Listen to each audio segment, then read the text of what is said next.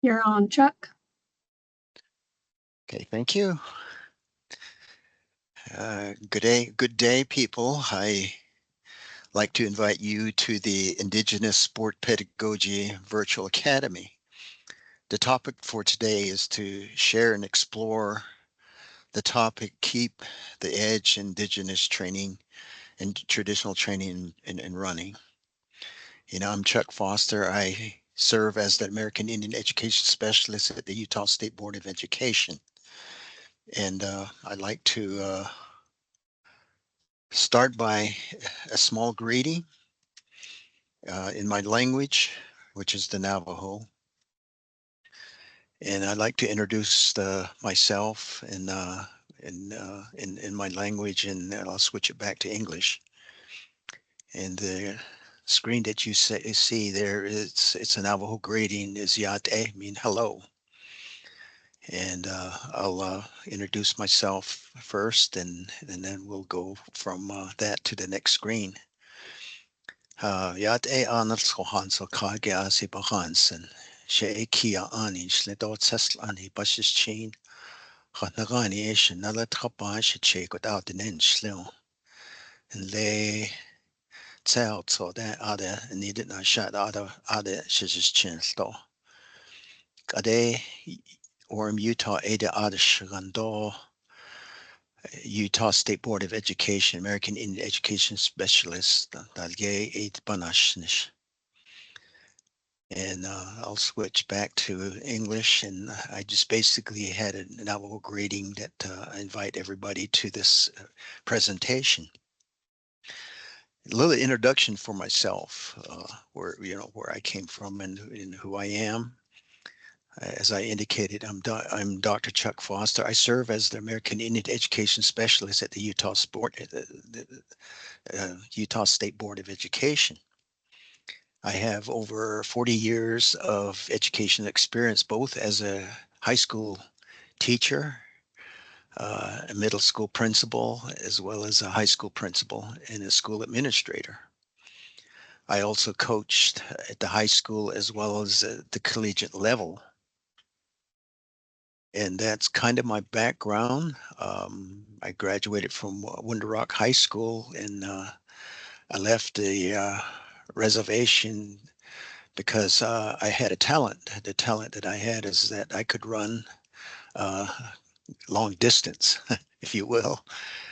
Um, that set the stage for me in terms of what I really wanted to do, and that set the stage for me as far as getting an education because I used my talent, and I used the talent that was given to me by the Creator to uh, to receive my education. So in that sense, graduating from the University of Arizona with my undergraduate and my advanced degrees and doctorate degree from Brigham Young University in Provo, Utah. And, I did a study with the learning styles of Navajo students versus the dominant society of the white students. And that's another conversation for another day. But I like to start by with this slide here, which is a cultural comparison. That there's a difference between two groups. This I'm going to reference the American Indian and the white, and I'd like to put this into perspective. That awareness into an area in which we would talk about in the later slideshow. Because I think if we understand there are comparisons, there are differences between two groups, we can understand the ramification of where the sport, especially running, where it came from. And I like to start by indicating the American Indian and the white. We got to get a little bit more specific in terms of the terms that we use. You know, um, the experiences that I've had in the past, as well as my research, has indicated some of the avenues that we're going to talk about this morning or in this slideshow of putting the perspective of how culture and the pedagogy of running for the American Indian came to be. First is that the terminology of the American Indian, there are a lot of terms that we use, and it that term is being used at time very, very flexible. But I think before 1492, we were called a people. You go across the nation, you ask the tribes, what is their name? And oftentimes they'll indicate their native name in their language, and then you translate that, and oftentimes that comes out as the people. But after 1492, we became Indians. And a few years down the road, now we're termed as American Indians. Um, and the American Indians made a lot of sense during that time. That was an era in which there was an agreement between and treaty signed in the uh, ramification between the American Indian and the government were signed to have classifications of names. And years pass, now we're referred to as Native Americans. That was probably the 60s, 70s, and 80s. And the years have gone on, and now we have the First Nations terminology. Now, from this terminology, now we have the name Indigenous. So the question is that what term do we use in terms of a description for an ethnic group such as the American Indian? I like the American Indian because it has an association with the Constitution. And if you look back into the Constitution, it's mentioned American Indian 3 times. So there's a special relationship between the U.S. government and the American Indian, where the Constitution also indicates that the American Indian that the term was used. And with the white, it's they also have terms that they use: European, Anglo, Caucasian, and those are terms that are used. Again, it's interchangeable. And the term that I like to use in this presentation is the white. So now we have setting the stage in terms of the comparison between two groups. Now, as we go through the slides, we start to understand there's a difference between the two, and we get into any subject area. And for me, this in the world of sports, we see uh, sports just a little bit different, and we approach sports a little bit different, but we're still as competitive as anybody else.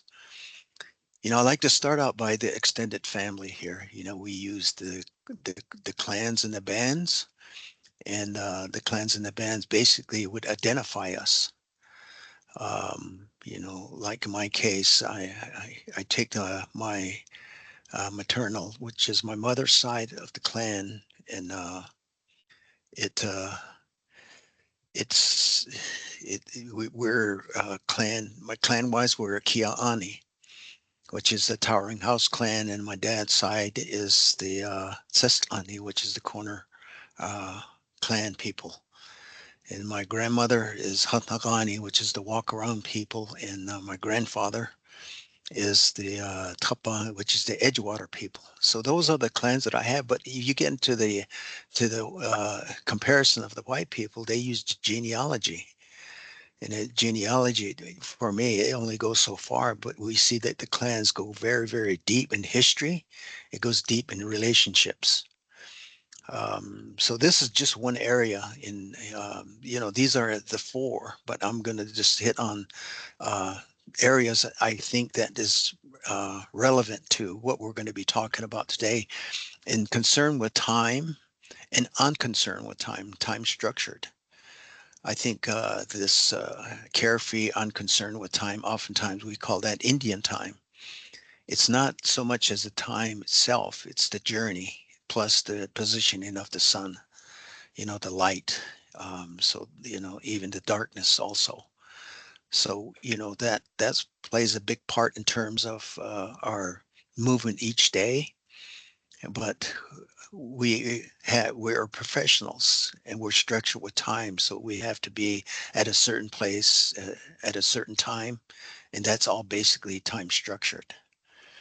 Um, we also have the harmony with nature as opposed to conquering nature. That harmony with nature is basically is we're reverent and we pay attention, and there's a lot of contribution that nature gives to us, and in return, we're reverent to our surroundings, and this is probably one of the areas in which I see a lot of the students and families and communities relate to. And there's certain parts of the certain times of the year, we welcome the seasons, and basically it's a harmony with nature as opposed to conquering nature. That's another conversation for another day. So these are basically some of the areas in which we do have comparisons and there are differences between two groups. And I'm going to go on to the next slide. And the next slide is basically a continuation. And the area in which we have, as far as religion, um, you know, with American Indian, we respect other religions as opposed to being converted to other religions. And my observation on the reservation, this is quite a bit uh, exploited on the reservation. Growing up on the reservation, that's I saw a lot of that. But we see that the respect for other religions, we for the American Indian, especially when we get into the pedagogy of running, there's a spirituality portion of that plays a big part into how we approach running and exertion of the body.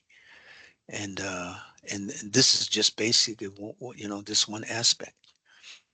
Uh, we also have the learning through legends, as opposed to learning through books. Learning through legends for the American Indians, it's an oral traditions that we have. And oftentimes this oral tradition that today it's being written down, but in the years past, we were just gathering information or gathering material and researching. But today, we're getting into a point where we're beginning to reach these learning, the learning, the histories are found in books. And the last is the harmony, or is the cooperative and being humble, as opposed to competitiveness and aggressiveness. So this part here, the cooperation and being humble, that plays a big part into our lifestyle. Now, these are just a few comparisons. Now, just to make a point, not all American Indians or white people exhibit these characteristics anymore. We find that we find ourselves uh, in the middle somewhere, and sometimes we go to the other extreme, and sometimes the white people go to the other extreme. So we'll find ourselves today's world. We'll find ourselves in the middle of the road. And this middle of the road is probably the best place to be in terms of our lifestyle. So these are basically two areas. And let me go back and just kind of recap here the comparisons between two groups. We find the American Indian and the white, and we find that the concepts that we have with the cultural pieces, and again, not all American Indians, Alaska, or Alaska Natives and white people exhibit these characteristics. And we like to get down to the last part, or the last subject here is the cooperative and being humble. versus being competitive and aggressive. As time goes on, we find that ourselves, we become a little bit more competitive and aggressive. Um, Oftentimes that's because of our environment that we were in, and some of the areas in which we were raised in. So let me go through the some of the changes that we all have. The purpose of running, for many years before 1492, the mode of communication was accomplished by running from place to place. Even after the introduction of the horse, running was still part of the culture of the American Indian. And today, the practices are a little bit different, and the purposes are a little bit different.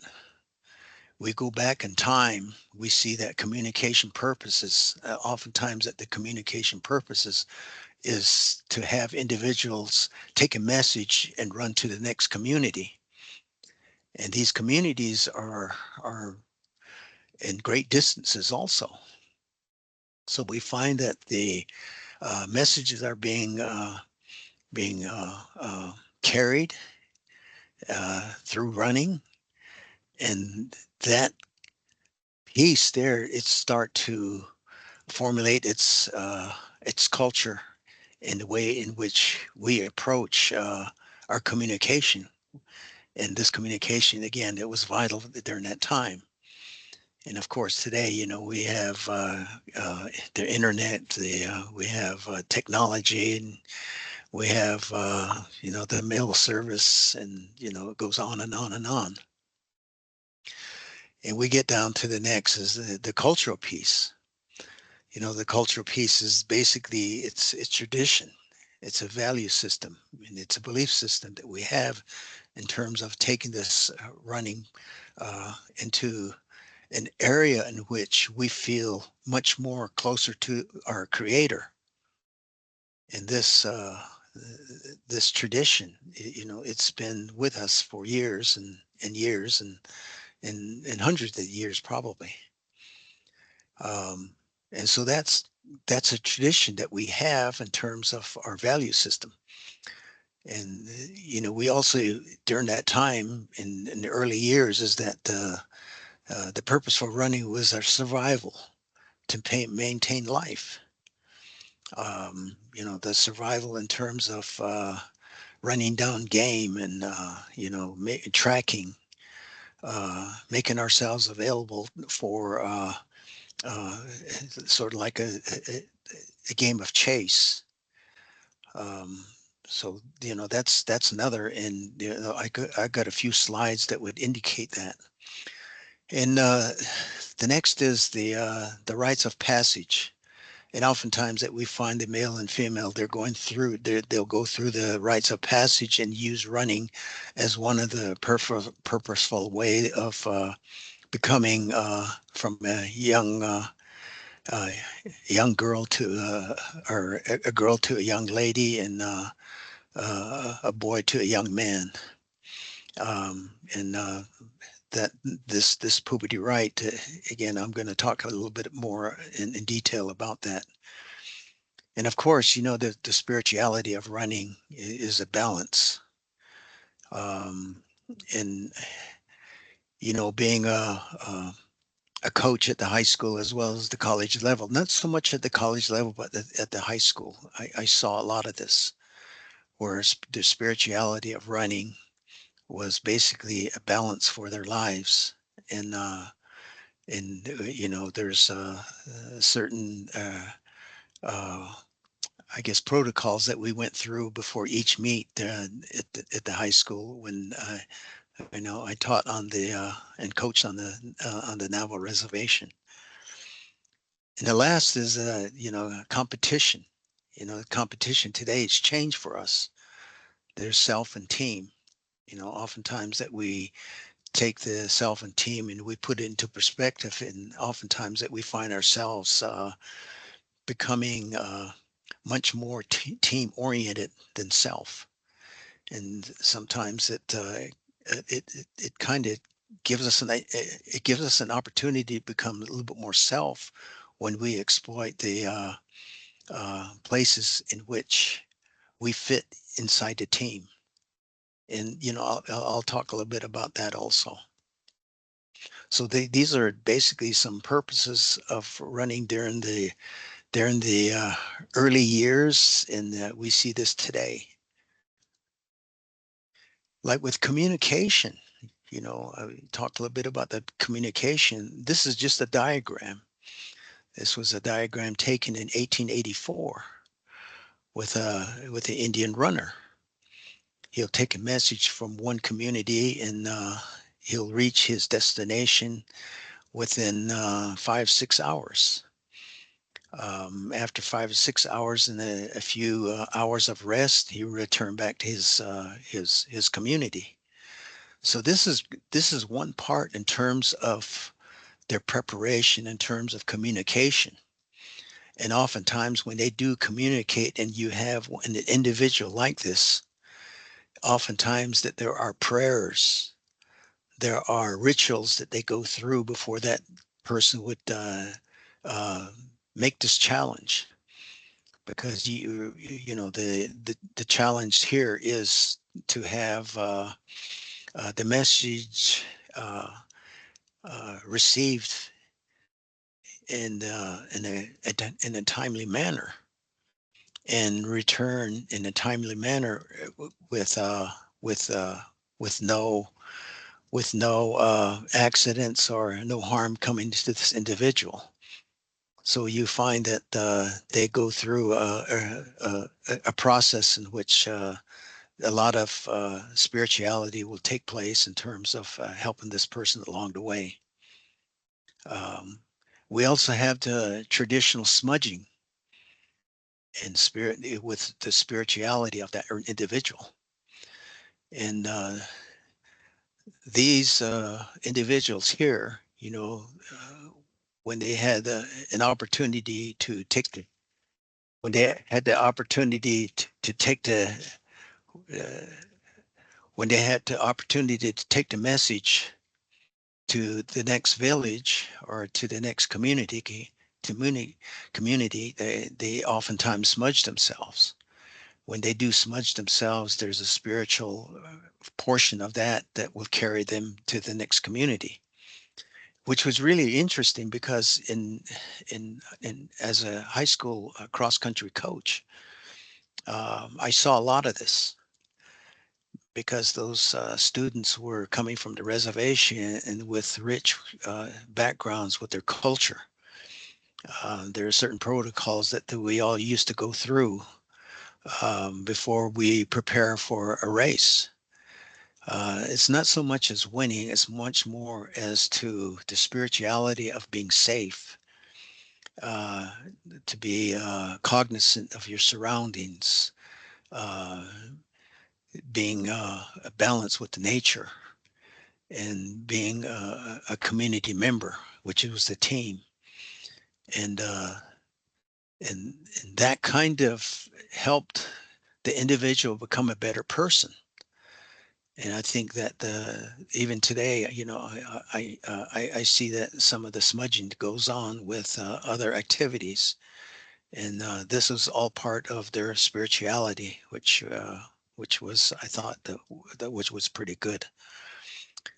We also have the survival portion that of this. Here, we have an individual or individuals. Um, they team up, and this is sort of like a relay race, a relay concept, where they would see an animal such as an elk, maybe a deer, or a live some a game out there, and they would take turns chasing that animal. One one taking a few miles, the next person would take another few miles until they run that animal down. And this was one of the ways in which they would get the game that they were looking for. And during my years as a coach, I basically used the same concept. And I used to call that the totem pole run. We have, we have, we have the runner uh, up in front and everybody follows behind. And the person who's last in that line would run up to the front and take the lead for the next maybe a half mile, a quarter of a mile. Some of them are a little stronger. They'll run a mile and they fall back, and the last person in that line will lead the pack again. And researching this information, that's where I got the idea, and I had the students do this, or the athletes do this. This totem, I call it the totem pole run. And oftentimes that when we had this type of running, there was a community feeling, and I'm pretty sure that during this time, these four individuals had that community feeling too. And it's getting the again, it's getting um, the group to run as a group and to make their spirit, if you will, to feel well. And they're all basically, as you say today, we're all on the same page. So this is a kind of a survival mode. We also have the passage rights for male and female. In this case, we have the passage rights for the women. In the Navajo, they call this kenalta. And there's a lot of avenues in which this person goes through in terms of reaching that pinnacle peak. You see that this running, it takes place. You see the dress in which they the dress attire is traditional. From the shoes to the dress, and you have some of the beads, necklaces, the concho belt. And when the individual goes out during this time, there are prayers done for that individual, and songs being sung, prayers being said, and that person would leave the premises and run toward the east. And depending on how far the individual may go, turns around clockwise and returns back to the premises. And during that time, when she goes out to run, her hair is not tied down. But when she returns and she sits down, then the hair is now beginning to be tied down, and now that person has gone from changing stages of life. And basically, you have the same thing with the male. The male is more of a sweat lodge ceremony, where the the lead of the sweat lodge leader would indicate that there are certain ways in which you approach life today. And there's a lot of teaching that goes on. There's prayers being done, and once that person exits the sweat lodge after 4 rounds, you find that the individual now is feeling a little bit different, and they that person would see life just a little bit different in terms of trans the transformation from a boy to a young man. So this is the rites of passage for both male and female. We also have the spirituality of individuals, and it becomes a sport. It's a test of strength, and you see that these individuals here, they're dressed in their attire, and you see that each one of these individuals, they do have an eagle feather tied to their hair, and that's the sign of strength. Um, and oftentimes that when they do go and run, uh, they like to run as a group at times, and sometimes you may have one or two that's exceptional. And the spirituality part of this is that underneath their cheek, oftentimes they put chi. It's just a red marking that you have as a protection. And oftentimes they put it on the elbows and knees and their feet. And of course, they're dressed in their attire here, and you often I see this as more of a ceremonial test. And with the time I was on the reservation, we had a few of those students that would put their eagle feather in their hair and use that, and then they would always use chi underneath their cheek, on their cheek. So, um, and I didn't see anything different from the competitiveness that they exploited in their spirituality, and the students felt very, very comfortable with that. So I think this is a historical piece for especially the American Indian running in a spiritual sense, and when they do have competition, it reminds them of where they are coming from and who they are and where they're going. These are future athletes. This is way back before the 1900s. We find that a lot of the individuals were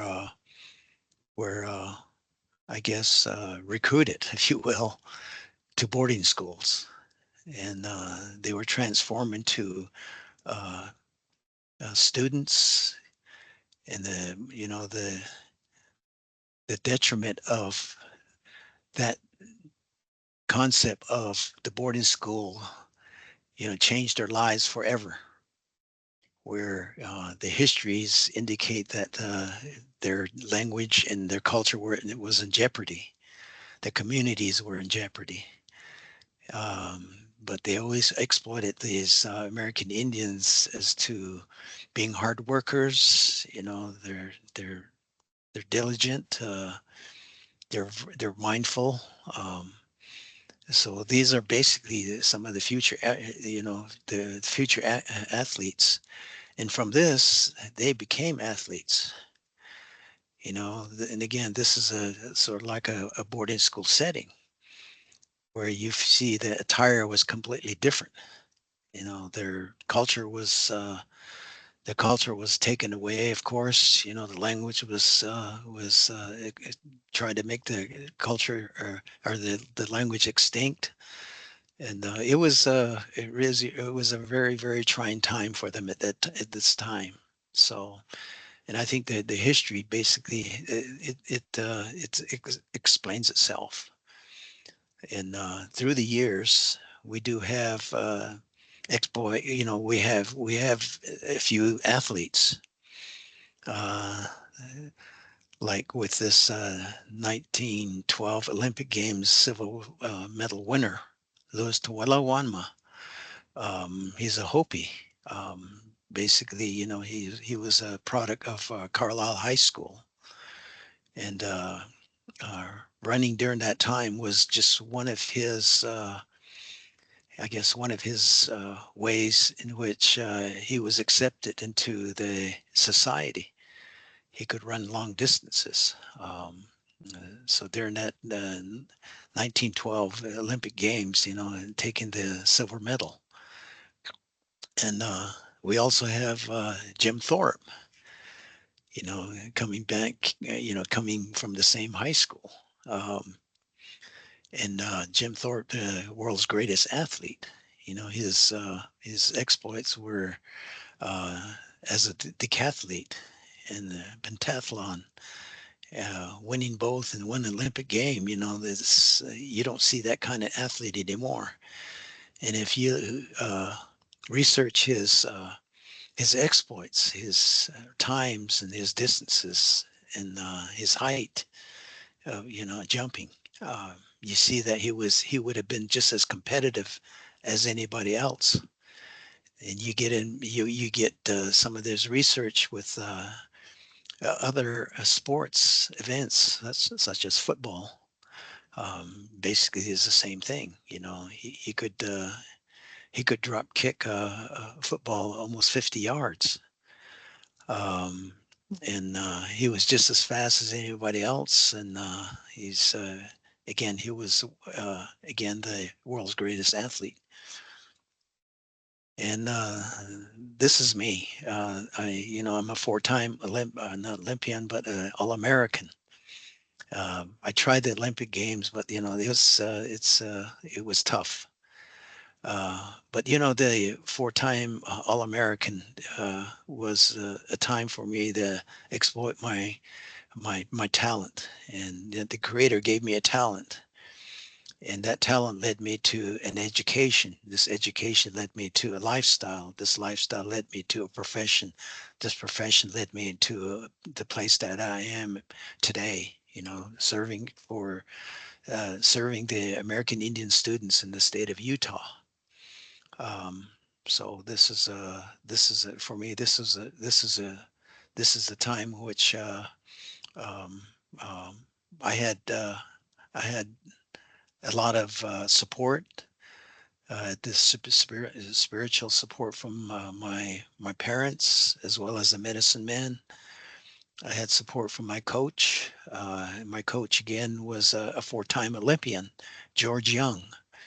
I guess basically he saw something in me that led me to these accomplishments. So we also had Keyshawn Harrison. He was a former runner from the University of Colorado. This was a race that he ran in Logan, Utah, and he was the Pac-12 freshman runner of the year. And he did very, very well there, and I believe that he went on to get his degree also. And I believe that he used his running ability, his talent, to get an education. And of course, we have Billy Mills, the Olympic champion in the 10,000 meters in 1964 at the Tokyo Games. And the history of him. What he did and what he's doing for the American Indian communities today. He gives back to all the exploits that he did in receiving uh, receiving the I guess the accomplishments that he set out to accomplish, and it worked out really well. And he's a great champion among the American Indian people. And of course, we have the WNBA. This is in 1929. Now they are coming from a point of view of the cultural exchanges. They had a very deep cultural exchange from their background as American Indian Native people, and they've gone through the process of uh, of uh, of changing their way of life into an area of being competitive and maintaining their culture, maintaining their language. That was the whole objective. But sometimes during that time, some of these athletes, they'll lose one of the two. And sometimes that's a detriment for them, and it's a detriment for their lifestyle. But I believe that most of them, they endure toward the end. We also have the NFL. This was during that time where you had the Carlisle. It's all American Indian football players, and you compare the records today, the speed that they have, the throwing power of a quarterback, the running speed of running backs, the hitting power of the linemen, the catching of the ends and the split ends. A lot of this basically they were just as competitive as anybody else, and this basically set. I believe that set the stage for a lot of the people especially in those people who are in athletics and in sports. And the last to bring everything together is, the competitiveness. It's effectiveness. There's things that come into play. Before 1492 and the early years after 1492, there were times that you have to rest and recover. You have that today. The nutrition was part of that. Um, and we have that nutrition piece of that of recovery is always important.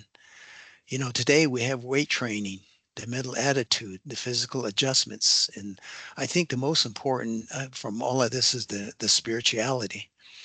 Your relationship with nature, your relationship with your creator, and your relationship with the spirituality within yourself and your home and your community. I think those are all parts of becoming a whole person. And I think that today, we see athletics a little bit different in terms of approaches. During the years that I was running, there was a lot of spiritual awakening for me. Using the use of my talent and the coach that saw my abilities, and and helping for they get the help from my parents as well as the medicine man and some of the community members. See, all those for me, those all played a big part into my lifestyle, and I think today that's what we have. That's what we see with a lot of our American Indian athletes. And the last is this is um, my shehed. That means thank you. Um, and I'd like to thank all you guys for attending and listening, and hopefully everybody had something that they can take away from this. So again, I thank you. Say at Chicago. The general,